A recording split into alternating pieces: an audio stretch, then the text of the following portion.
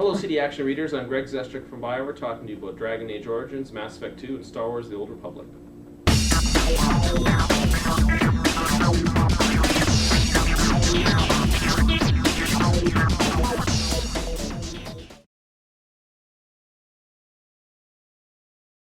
At BioWare we're working on 2 games right now, Dragon Age, which certainly does appeal to the more core player, someone who loves old classics like Baldur's Gate, but of course with the latest technology.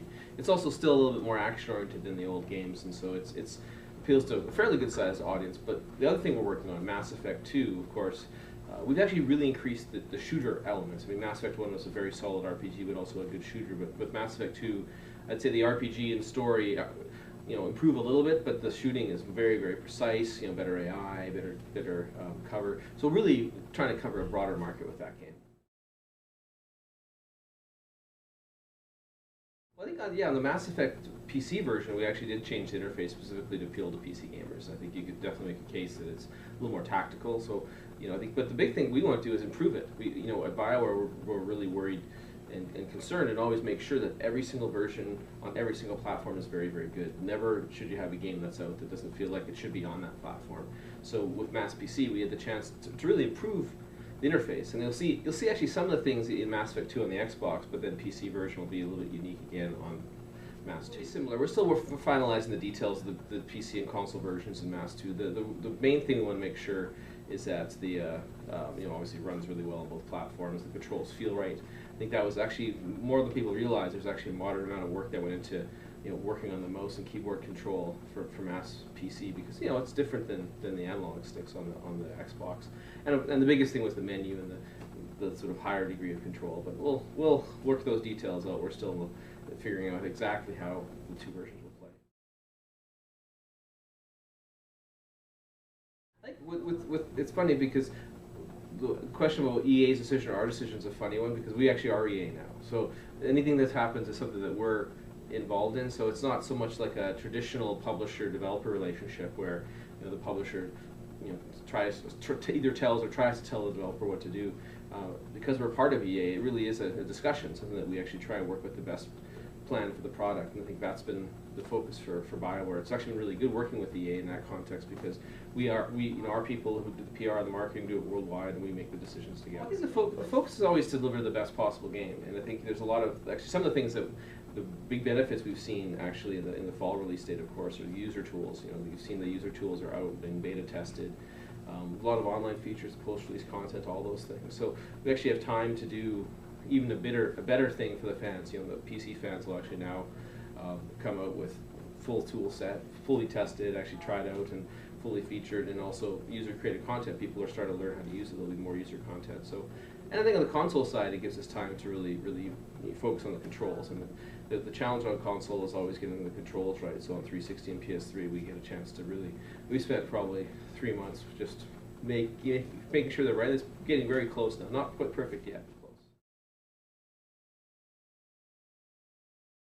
The whole issue of piracy on the PC is an interesting one. I think it's something that we've been thinking a lot about, obviously, because we still really want to be on the PC platform, and something that we you look at, and I think Gabe Newell said, pirates are just underserved customers, and I think there's some interesting things you can do to try and make, you're seeing things in the industry now with more free-to-play software where you have microtransactions and all these other things. That's something that's interesting these days for us, and down the road you might see something like that. I'm not saying, by no means is Dragon Age or Mass Effect in that sphere, but I think the PC world is changing, and I think that it's more a function of understanding what players want and the sense of immediacy. When they want a game, they want it right now, and being able to actually satisfy that need is really important.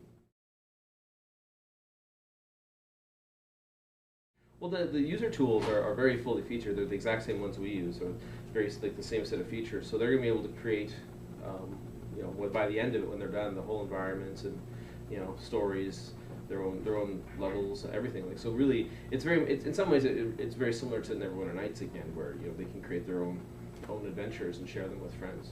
So with the actual content that the user tools build, we'll on our site, we'll have ways that connect users and share both people that are building things. So there'll be ways to gather players together to build together, but also when they get their content done, we'll have places where you can share it. And I think with Dragon Age Origins, it's great because we, since we own the whole property, we have that flexibility to do that. It was a lot harder with Neverwinter Nights, where we didn't own, everything, and so it was a bit more complicated than it had to be. I think now with Dragon Age, we're excited because we can actually, give players the opportunity to see content, and even the very best of it, very, very best, we can actually make it available within the game. You don't even have to leave the game. You can go to a menu in the game and look at the best user-created content and choose to play it. So it's quite exciting for creators, because suddenly, they'll feel like they're integrated right into a AAA quality game. It could be. I mean, Dragon Age is something obviously we think about. And within EA, you also can't forget that one of the classics, Ultima, is still. I mean, to be fair, the Mythic guys are still running Ultima Online, still going.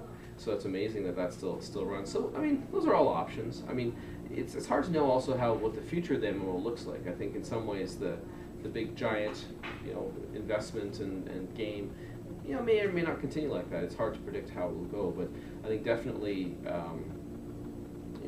We're excited about the opportunity, because with Star Wars, that's such a powerful brand. It has a certain amount of global appeal. Certain countries more so than others, and certainly North America and some parts of Europe very, very big, and some parts of Asia even big. So we think we compete really well with that. As far as other things, you never know. We might do Dragon Age someday. Hard to say.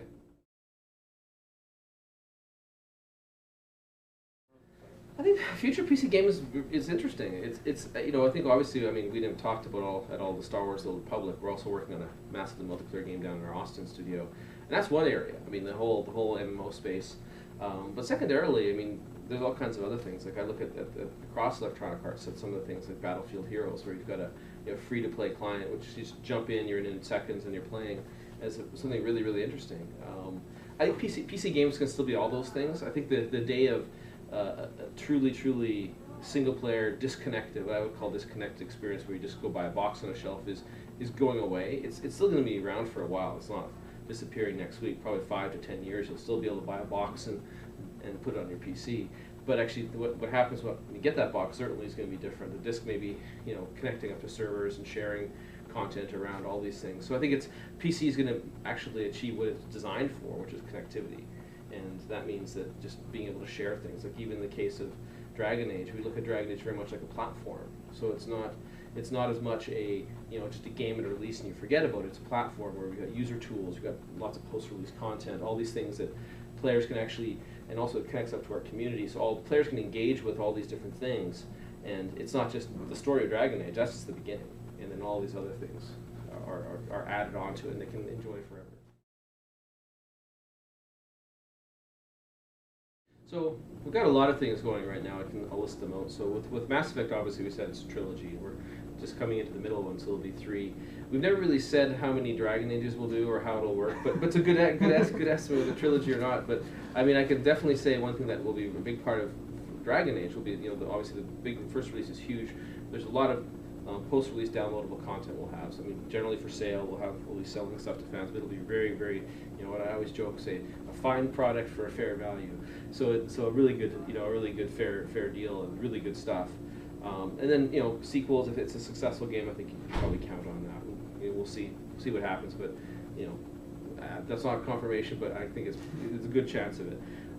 Star Wars: The Old Republic, obviously, an MMO can last for years. Like you look back to Ultima Online, it's gone for 10 years, and so it's amazing these games can go on and on. So we'll be certainly, hopefully, successfully launching and supporting that for a long time. Started getting into iPhone games. We're just working on a Mass Effect iPhone game called Mass Effect Galaxy, and that's just actually should be out fairly soon. So we're not allowed to say when. It's sort of Apple's particular about that, but very soon you'll suddenly Mass Effect Galaxy. So kind of in these areas, I think we're looking at probably some more continuing to more small games like things like iPhone games, that sort of thing. Small, maybe Flash, some things like that. And then down the road, I guess we'll see. We've already got 3 studios. we have here, we have Austin, and we have Montreal. So we're already pretty good size. We don't want to expand too much, because you want to focus and make sure your current products are very, very good.